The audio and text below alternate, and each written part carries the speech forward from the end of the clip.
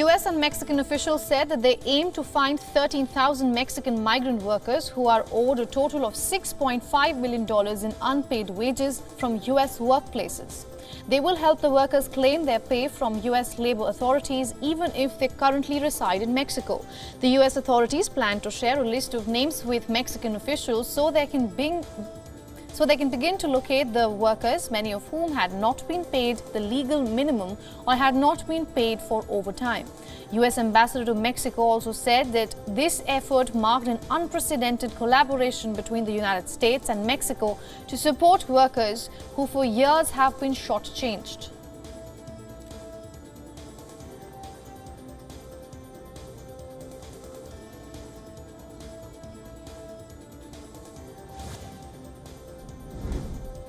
The state of Ohio has now sued Norfolk Southern, the company that owned the freight train which derailed last month. The derailment resulted in the release of over 1 million gallons of hazardous materials and over harmful pollutants into Ohio's air, streams, rivers, soil and groundwater. Tens of thousands of fish and other animals died after the incident, and citizens of Ohio endangered, with some even having to evacuate. The state is seeking civil penalties and other damages as they believe that the derailment was entirely avoidable and violated numerous Ohio laws.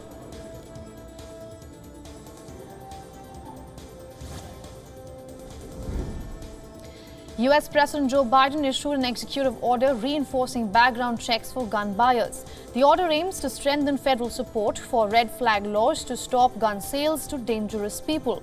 These measures have been passed by 19 states and the District of Columbia. This is the most comprehensive policy the president can enact without Congress. The US president traveled to Monterey Park, where one of California's deadliest mass shootings took place, to promote the executive order.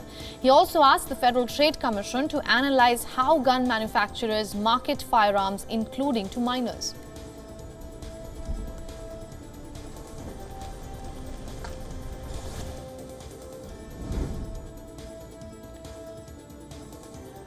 Search teams in Gabon have recovered the dead bodies of 15 passengers of a ferry that sank off the country's coast just last week, bringing the death toll up to 21. The ferry was carrying about 161 passengers from Libreville to Port Gentil when it sank. Reports claim that the ferry was weighed down with cars, livestock and other merchandise. Head of Rescue Operations has stated that ambulances have taken the bodies to mortuaries and search operations are still ongoing.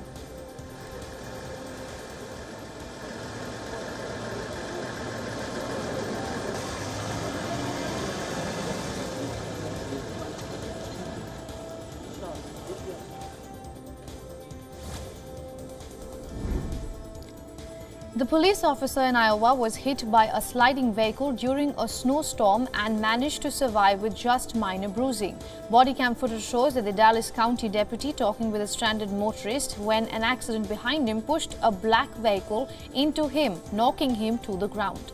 He was then transported to the Methodist Hospital in downtown Des Moines and later released with bruising to his right arm. I can stop by later. You okay? Take you to a gas station, and then you'd be sitting in the gas station anyway. Okay. So I can stop by later.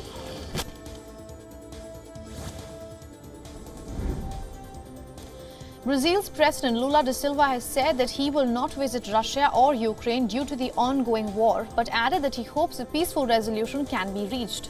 This comes after a video call between Brazilian President and the Ukrainian President Volodymyr Zelensky in early March, when he invited the Brazilian President to visit Kiev.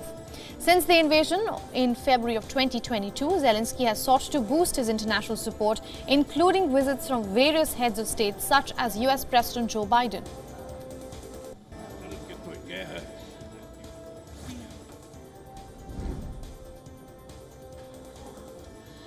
Swedish humanitarian organizations have released a survey suggesting 1 in 8 single-parent households witness hunger with below-average income. The poll was conducted in February and March of 2023 and took responses from over 1,200 people, out of which 350 were single parents with a below-average income. An expert in social issues at the Swedish Red Cross says that the Red Cross hands out food bags and serves breakfast in schools. She added that the figures prove that they have been seeing in their organizations this for a long time.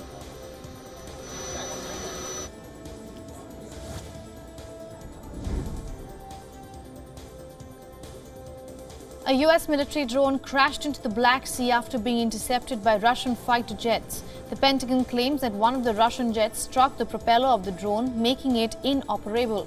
However, Russia's defense ministry blamed quote-unquote sharp maneuvering of the unmanned drone for the crash and said that its jets did not make any contact. Following which, the US State Department said it had summoned Russia's ambassador to lodge a protest. However, the Russian ambassador to the United States said that Moscow wants no confrontation with Washington.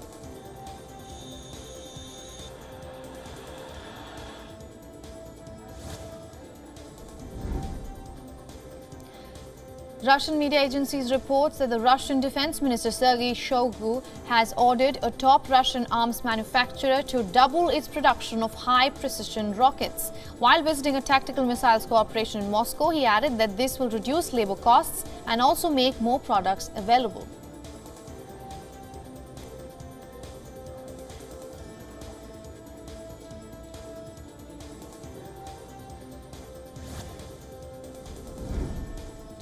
South Korean and US stage joint military drills, the building of pontoon bridges of ferry armored vehicles, along with other military equipment across rivers. About 400 soldiers, 50 military equipment and 2 Apache helicopters have been mobilized for the joint exercise. While the United States and South Korea say these drills are necessary to deter North Korea and its aggression. Pyongyang condemned the joint drills as a rehearsal for invasion and proof of hostile policies from Seoul and Washington.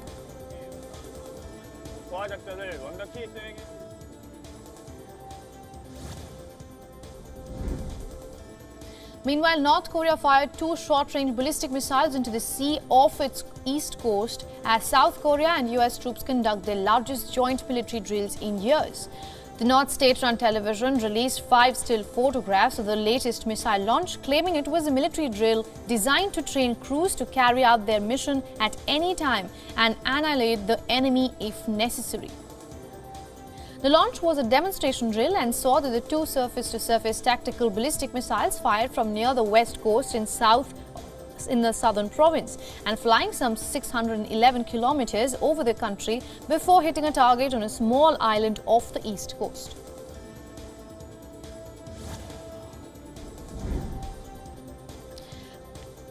Members of the local Baloch tribe are being driven out of their ancestral land and forced to relocate as Indonesia's plan to build a new capital city on Borneo Island. The chief of Baloch tribe says that many among his indigenous community are refusing to move because they feel the land is their identity. Many of these people also do not have proper documents for their land, which reduces leverage during negotiations with the government.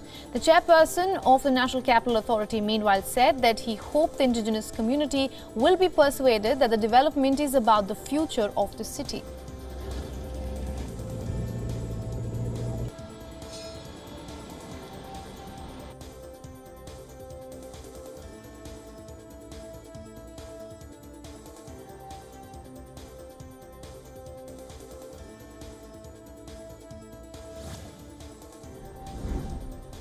In a big move, India will allow foreign law firms to set up offices in the country to offer corporate law and mergers and acquisition services to clients. The Bar Council of India said that foreign lawyers and law firms can also advise on international arbitration cases on a reciprocal basis. This means that lawyers from only those countries which allow similar opportunities to Indian lawyers can practice in India. Foreign lawyers, however, will not be allowed to advise on foreign or international laws and not be permitted to appear before any Indian courts, tribunals, or even regulatory authorities.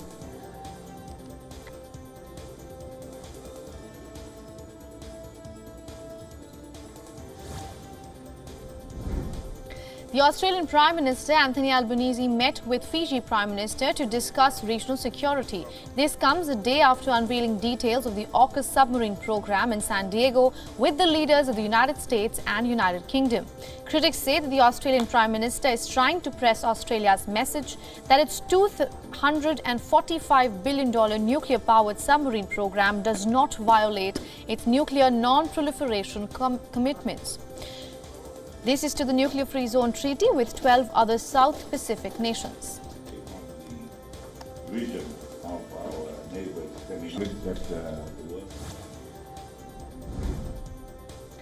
Northeastern states like New York, Vermont and Massachusetts felt the latest effects of winter storms hitting the country.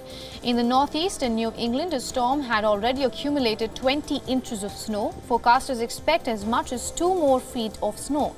As many as 267,000 homes and businesses were without power in the Northeast, including New York, Massachusetts, New Hampshire, Vermont and Connecticut. In New York, Governor Kathy Hochul declared a state of emergency on Monday night for 37 counties in the region.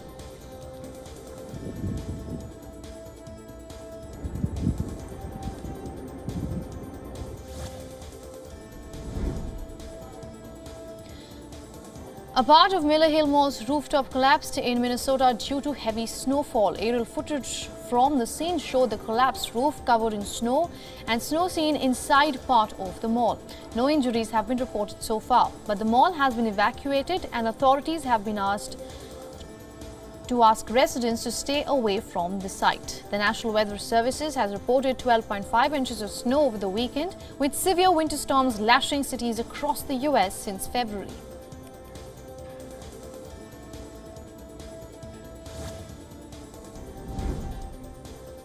A huge fire is raging in northeastern Argentina with firefighters, police and 3 waterbombing planes trying to tame it.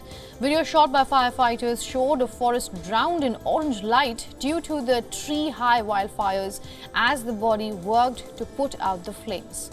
Local news agencies say that over 5,000 hectares of forest have been consumed already by the largest wildfire reported this year so far.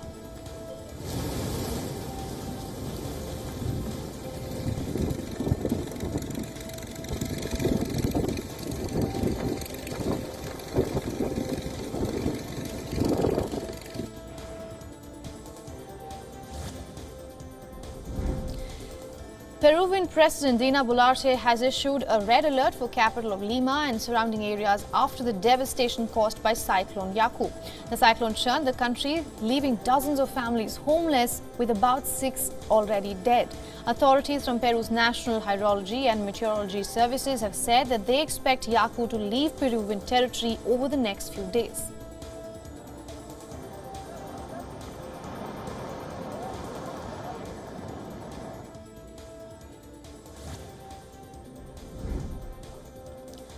A SpaceX Dragon 2 capsule carrying supplies from the International Space Station was launched from Florida. The SpaceX launch vehicle, consisting of Falcon 9 rocket topped with an autonomous operated Dragon 2 capsule, lifted off from NASA's Kennedy Space Center.